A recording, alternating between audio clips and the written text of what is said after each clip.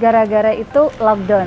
Dengan adanya COVID-19 ini, kenapa kita nggak buat ini pot ini aja gitu kan, pot Poraling gitu, pot Poraling yang terbuat dari sabut kelapa. Terutama untuk anak-anak muda Indonesia, mari berkarya, kerja bersama, dan karya mendunia. Perkenalkan, nama saya Fathur Rizky Yatutaibah, bisa dipanggil Rizky. Nah, di sini saya akan menjelaskan tentang pot ramah lingkungan. Bahwasanya kita punya konsep bisnis yaitu ramah lingkungan. Dan di situ kita mempunyai konsep juga farming and gardening. Jadi menanam dan berkebun. Kenapa? Karena yang pertama memang kita ingin ramah lingkungan karena kita hidup dengan alam, hidup dengan sosial. Di sini saya akan menjelaskan beberapa hal. Yang pertama yaitu pot ramah lingkungan atau bisa disebut dengan Poraling. Poraling ini terbuat dari sabut kelapa atau cocoa fiber. Nah, itu bahan utamanya.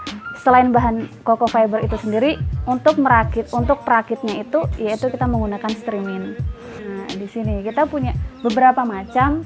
Untuk produksi di sini kita produksi baru dua model, yaitu model bulat dan model kerucut.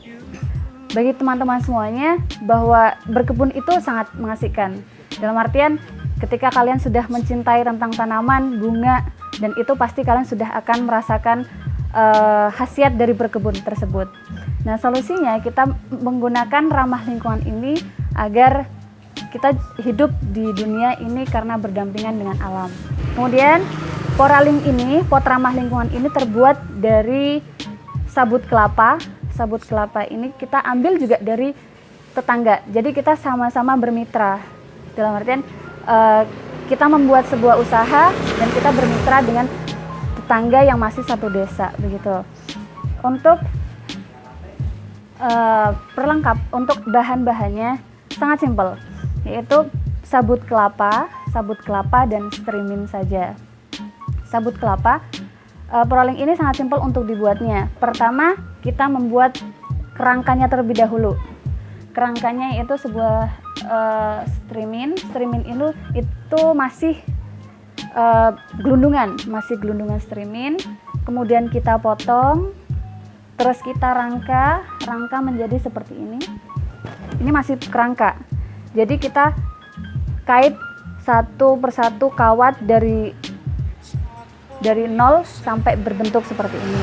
Setelah berbentuk, nanti kita masukin sabut kelapa. Dan untuk memasukkan sabut kelapa itu sendiri, kita tidak hanya memasukkan saja, tapi kita punya tips juga. Untuk memasukkan sabut kelapa itu, tekniknya dilinting, dilinting-linting. Dan linting-linting itu juga tidak hanya sembarangan, tapi harus arah ke depan dan ke depan gitu. Tidak ke depan ke belakang. Kemudian kalau sudah kita masukkan di sini, ada selak di sini, kita masukkan, jadilah nanti sampai penuh. Untuk yang bulat seperti ini. Ini yang sudah jadi. Kalau sudah berbentuk, kita tutup belakangnya. Ini seperti ini. Dan kita finishing, digunting serabut-serabutnya yang masih panjang. Nah, bisa siap dipasarkan. Kemudian untuk pemasaran yang sudah kita lakoni selama ini, kita sudah sampai ke pasar luar kota. Misalnya Solo, Cilacap, Bogor, Bandung, dan lain sebagainya. Tidak hanya di lingkungan kecamatan dan kabupaten sendiri.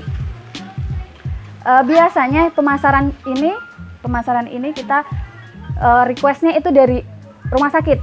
Kenapa? Karena biasanya di rumah sakit itu ada interior untuk kayak anggrek itu kan ada filosofinya untuk ketenangan. Jadi di interior itu untuk seperti terapi dan lain sebagainya. Untuk pemasaran yang sudah saya sampaikan ke beberapa luar kota.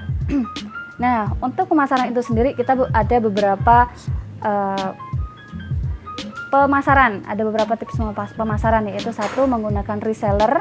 Jadi kita produksi, kita sebagai produsen, nanti ada teman-teman reseller yang mereka promo setiap hari, dan alhamdulillah sampai sekarang setiap hari itu pasti ada order, ada request dari sahabat lestari. Kemudian setelah merambah dari reseller, pertama memang reseller terlebih dahulu, kemudian baru-baru ini kita berani membuka online seperti Bukalapak atau Shopee dan toko bagus misal Projo dan sebagainya. Jadi kita pelan-pelan terlebih dahulu. Kita juga membuat ini sangat dengan cara yang manual, tidak menggunakan alat yang kayak mesin langsung jadi gitu. Karena kenapa? Bahwa ketika kita menggunakan mesin-mesin yang instan, ada mesin sebenarnya, tapi kalau menggunakan manual, misal pakai tanggem gitu, itu terlihat ada handcraftnya, dan itu membuat sebuah nilai seninya di situ. Dan nilai seni itu yang membuat sebuah nilai dan harga gitu.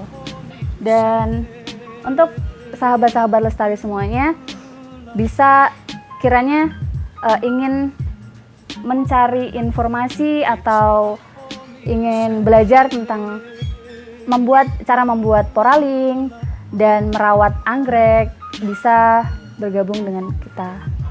Untuk ide poraling ini, saya dan kakak saya ini mempunyai ide ini karena gara-gara itu lockdown dengan adanya COVID-19 ini, dan kecintaan Mas Teguh juga karena senang dengan bunga anggrek, dan beliau membuat ide, kenapa kita nggak buat pot ini aja gitu kan, pot poraling begitu, pot poraling yang terbuat dari sabut kelapa.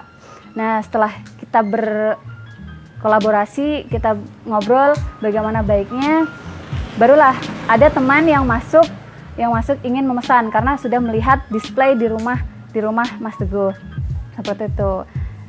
Dan alhamdulillah setelah ada beberapa teman yang sudah menyambangi rumah, alhamdulillah banyak order yang sudah masuk. Dan setelah ada order, kenapa kita nggak bikin bisnis aja? Dalam artian bisnis itu bisnis untuk mengembangkan usaha untuk pembuatan poraling untuk skala yang besar gitu. Dan ini sebenarnya baru 3 bulan. Kita baru berproduksi itu baru 3 bulan. Jadi memang usaha ini baru belum lama, dan kita masih belajar begitu. Nah, dari situ saya berinisiatif, kenapa kalau kita nggak ngerekrut tenaga saja begitu. Dari rekrut tenaga dari tetangga, alhamdulillah dari tetangga, saudara saya, bude gitu di rumah. Nah, mereka ingin belajar tentang ini.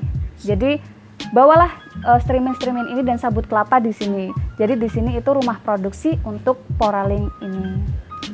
Bisnis adalah sesuatu yang mengasihkan, dan bisnis adalah sesuatu yang menjanjikan. Long life education, belajar sepanjang hayat. Kita hidup di dunia untuk belajar. Pendidikan itu untuk hidup, dan hidup itu untuk belajar. Jadi untuk semuanya, teman-teman sahabat lestari, terutama untuk anak-anak muda Indonesia, mari berkarya, kerja bersama, dan karya mendunia.